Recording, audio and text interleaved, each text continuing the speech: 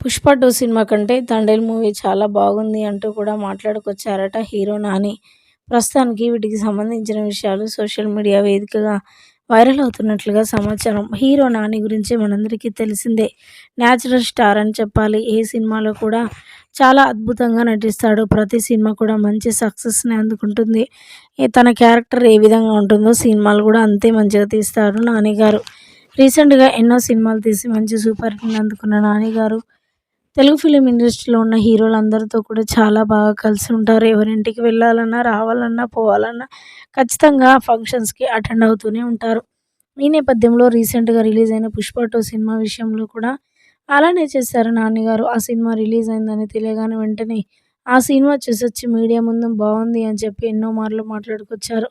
అయితే రీసెంట్‌గా ఫిబ్రవరి 7వ తారీఖున రిలీజ్ అయిన 'తండేల్' మూవీ కూడా రిలీజ్ అయిందని తెలియడంతో వెంటనే ఆ సినిమా చూడ్డానికి గూడా వెళ్లారట హీరో నాని.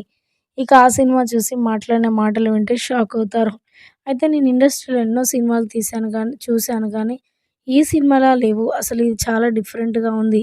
రీసెంట్‌గా వచ్చిన 'పుష్ప 2' సినిమాకి దీనికి పోలిస్తే మాత్రం చాలా చాలా డిఫరెంట్ ఉంది. 'పుష్ప 2' సినిమా కంటే 'తండేల్' మూవీనే చాలా బాగుంది అంటూ కూడా మాట్లాడుకొచ్చారట హీరో నాని.